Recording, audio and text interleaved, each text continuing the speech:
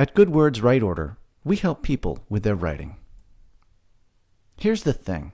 No matter what kind of writing you do, be it a scientific paper, a strategic plan, an email, a policy, or even just a simple and lucrative ransom note, the fundamental skill of writing remains the same.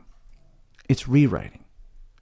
It's so fundamental that Justice Louis Brandeis said this: "There is no great writing. There is only great rewriting." And if that's not strong enough for you, we can turn to Hemingway, who said the first draft of everything is shit. Not a man to pull punches.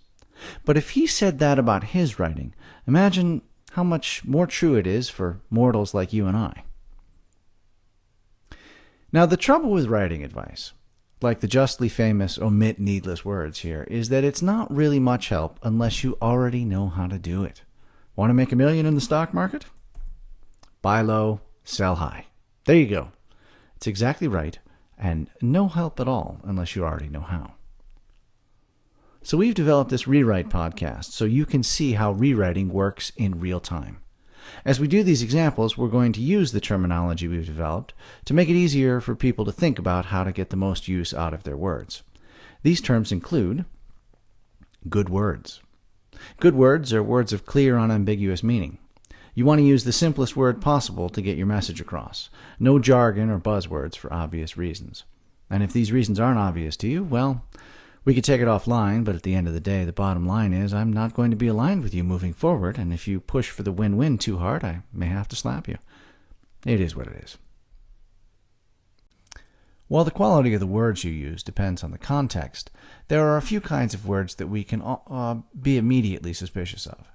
In fact, it's a very good exercise to take something you've written and cross out all the adverbs, adjectives, and words ending in ing, and still see if you can make the thing work. It's almost always stronger. So that leaves us with the other part of the name, the right order part. If you're a native English speaker, you're wired to process meaning in this order.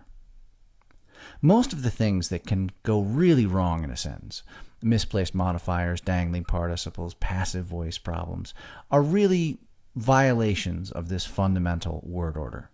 In fact, every sentence, no matter how complicated or confused it may get, can be straightened out by breaking it into smaller elements of the form subject, verb, object. Sometimes it's just enough to ask, what's the subject and what's the verb?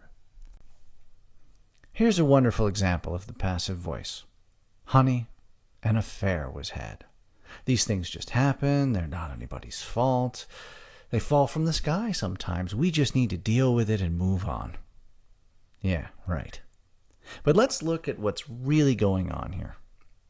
Notice that the subject is missing from this sentence. Because believe me, in this instance, you don't want to be the subject of this sentence. But we can see that the subject is implied. It's a by me. An affair was had by me. So what we've got is an object disguised as the subject, a verb, and another subject. It's designed to throw somebody off and to be harder to understand. And the way that is accomplished is by messing up the word order. Now, if you want to cover something up, that's fine. We just don't teach that. See, when you put things in the right order, they're clear as a bell. And this is very, very important for business because people don't have time to waste. This is roughly the procedure we use in this podcast. As you can see, it's iterative, and as we work through it, we will discover new ways to shorten, tighten, and improve a piece as we shorten, tighten, and improve it. We're going to show you this process unrehearsed in real time. It's not that where we end up with anything will be perfect. I'm not sure perfect is a word well suited to talking about writing, but we will make things more efficient and more powerful as best we can. That way you get to see the process and judge the results for yourself. I hope you learned something from the Rewrite podcast, and if you do, in fact, if you've got any questions, observations, concerns, really anything at all, please contact us at rewrite@goodwordsrightorder.com. We do respond to every email, but it may take us a little while.